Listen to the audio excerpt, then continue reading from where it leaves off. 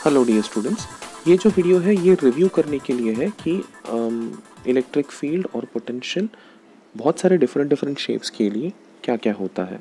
इसमें से काफ़ी सारे डेरिवेशंस तो मैंने खुद ने ही डिराइव किए हैं और उसके लिंक्स मैंने डिस्क्रिप्शन पर मेंशन किया है। Consider this video as a review of them.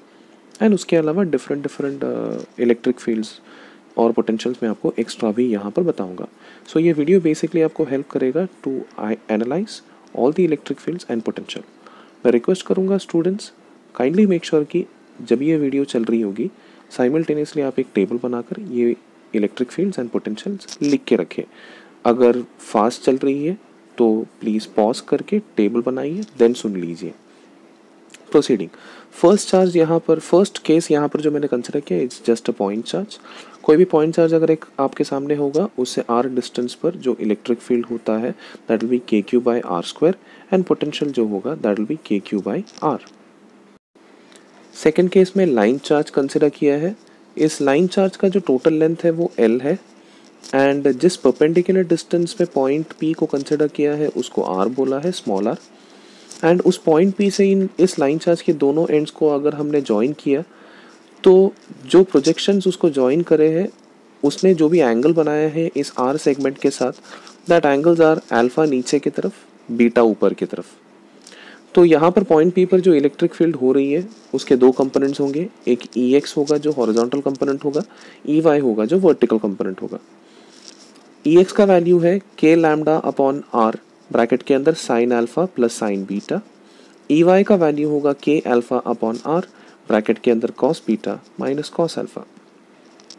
And potential होगा lambda upon 2 pi epsilon log bracket के अंदर square root of r square plus l square minus l upon square root of r square plus l square plus l। उसी में अलग अलग cases consider किए हैं।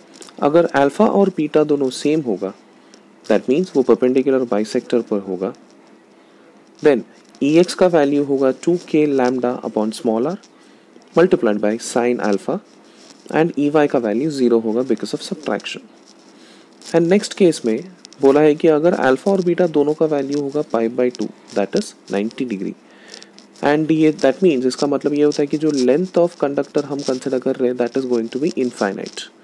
तो उस केस में EX का वैल्यू होगा 2k lambda upon R and EY का वैल्यू होगा 0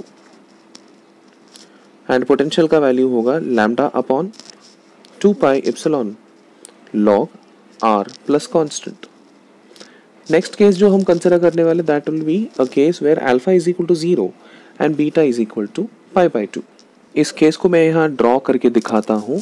कंसिडर कीजिए ये एक इन्फाइनाइटली लॉन्ग वायर है, उसके परपेंडिकुलर डिस्टेंस पर एक स्पॉट है। ये स्पॉट का पोजीशन अगर आप ध्यान देंगे तो ये वायर के एक कोने पर है। यस, एक कोने से परपेंडिकुलर डिस्टेंस बनाया है, इसीलिए अल्फा का वैल्यू दैट इज एक एंगल का वैल्यू 0 है।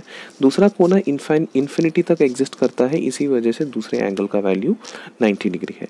ऐसे केसेस में इलेक्ट्रिक फील्ड का वैल्यू हो जाता है root of 2 k lambda upon R।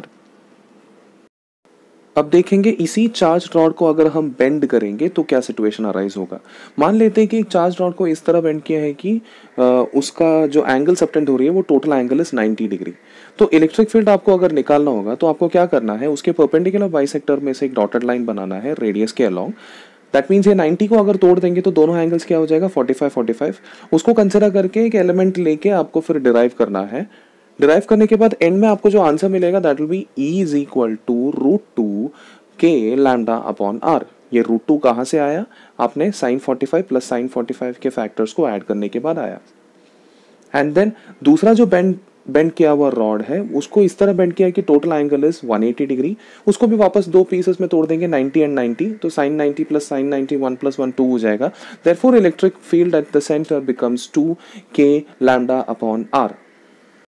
Next condition में हम सीखेंगे एक चार्ज्ड सर्कुलर रिंग अगर होगा तो उसके एक्सिस पर इलेक्ट्रिक फील्ड और पोटेंशियल कितना है। तो कंसिडर करते हैं एक पॉइंट जो x डिस्टेंस दूरी पर होगा सेंटर ऑफ रिंग में से, वहाँ पर इलेक्ट्रिक फील्ड जो होगा that will be KQ x upon x square plus R square raise to 3/2 and potential होगा K Q upon square root of x square plus are square. Center पर अगर आएंगे तो वहाँ पर x का वैल्यू 0 हो जाएगा, therefore electric field become 0 and potential जो होगा वो होगा K Q upon are. And एक पॉइंट होगा, एक पॉइंट x पर होगा जहाँ पर x बहुत ही बड़ा होगा r से। ऐसे सिचुएशन अगर अराइज होगी then electric field can be considered as k Q upon x square and potential can be considered as k Q upon x. And अगर x equal to R by root 2 के factor पर होगा तो आप याद रखना students, ये x equal to R by 2 specifically हम यूज़ कर रहे हैं बिकॉज इलेक्ट्रिक फील्ड जो होती है वो सेंटर पर 0 होती है एंड जितना दूर जाती है उतना इनिशियली बढ़ती है, एक पर्टिकुलर डिस्टेंस पे मैक्सिमम होने के बाद वापस कम हो जाती है। ये स्पेशलिटी में एक पर्टिकुलर पॉइंट जो मैं बोला जहाँ पर इलेक्ट्रिक फील्ड मैक्सिमम होती है, that particular point is x equal to R by root 2। तो वहाँ पर मैक्सिमम इलेक्ट्रिक फील्ड का वैल्यू है q upon 6 root 3 pi epsilon R square and उसी पर्टिकुलर पॉइंट पर जो पोटेंशियल होती है वो पोटेंशियल का वैल्यू हो जाता है q upon 2 root 6 pi epsilon not. Next case में एक चार्ज्ड सिलेंडर कंसिडर किया है। सिलेंडर भी दो टाइप का कंसिडर किया है, एक कंडक्टिंग सिलेंडर और एक नॉन कंडक्टिंग सिलेंडर। ऊपर के फिगर जो है वो नॉन कंडक्टिंग सिलेंडर है जहाँ पर चार्जेस अंदर भी स्प्रेड हुए हैं एंड नीचे का जो फिगर है वो कंडक्टिंग सिलेंडर है जो हॉलो सिलेंडर की तरह बिहेव करती है, क्योंकि उसके अंदर अगर चार्ज आपने डाला भी होगा तो भी वो रिपेल होके बाहर की तरफ सरफेस की तरफ आती है। Okay, so electric field outside अगर बोले कंडक्टर हो या नॉन कंडक्टर हो, आउटसाइड और सरफेस के इलेक्ट्रिक फील्ड और पोटेंशियल सेम ही होंगे। इलेक्ट्रिक फील्ड आउटसाइड जो होगा that will be lambda upon 2 pi epsilon naught multiplied by R. Potential outside जो होगा that will be minus lambda upon 2 pi epsilon naught log R plus constant. Surface पर electric field होगा lambda upon 2 pi epsilon naught capital R which is radius of the cylinder and potential on the surface हो जाएगा minus lambda upon 2 pi epsilon naught log of capital R plus C which is again radius of the cylinder.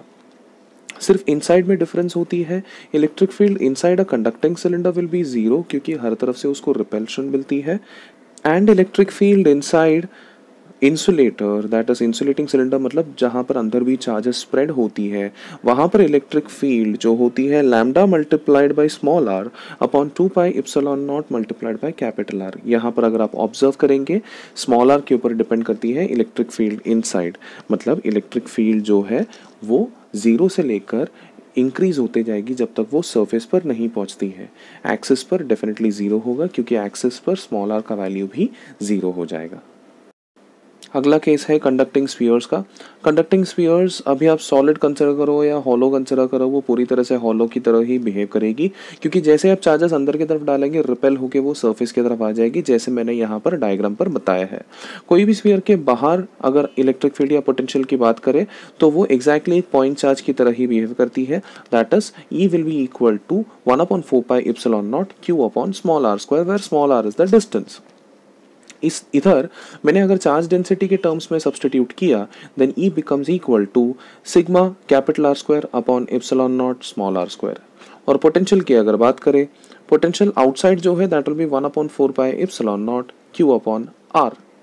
वहां पर भी charge density के terms में substitute किया then sigma capital R square upon epsilon small R. Inside की अगर बात करें तो इनसाइड इलेक्ट्रिक फील्ड 0 होती है और पोटेंशियल जो होती है वो equal to potential of surface होती है और कांस्टेंट होती है। और सरफेस की बात करें तो electric field becomes 1/4 pi epsilon Q upon capital R square या फिर उसको मैं लिख सकता हूँ sigma upon epsilon naught and potential becomes 1/4 pi epsilon Q upon capital R या फिर उसको मैं sigma capital R upon epsilon not करके लिख सकता हूँ। अगर आपने इंसुलेटिंग स्फीयर कंसिडर किया तो इंसुलेटिंग स्फीयर में जो भी आप चार्ज डालेंगे वो अंदर भी स्प्रेड होते रहेगा इक्वली, जैसे जितना भी आप डालेंगे उतना ही स्प्रेड होगा। आपस में रिपेल होंगे तो भी वो लोग मूव नहीं हो सकते हैं because you are using an insulator. So in this case बाहर से अगर आप देखेंगे, आउटसाइड से देखेंगे तो इंसुलेटर हो या कंडक्टर हो, it does not going to make any difference from outside as well as from the surface. इसी वजह से electric field outside and surface similarly potential outside and surface will remain same जैसा पिछली बार हमने देखा था। It is 1/4 pi epsilon naught q upon r square और sigma r cube upon 3 epsilon naught r square, where sigma is volume density, and potential becomes 1 upon 4 pi epsilon naught q upon r, या फिर sigma r cube upon 3 epsilon naught r. And surface की अगर बात करें तो electric field becomes 1 upon 4 pi epsilon naught Q upon capital R square, या फिर sigma capital R upon 3 epsilon naught. And potential becomes 1 upon 4 pi epsilon naught Q upon capital R, या फिर rho R square upon 3 epsilon naught. अब यहाँ पर आप ध्यान देंगे तो all the expressions are same, जैसे पिछली बार देखा सेम टू सेम यहाँ पर भी रिपीट हो रहा है. द ओनली डिफरेंस इज पिछली बार हम लोग ने सिग्मा यूज किया था, दैट वाज एरियल डेंसिटी.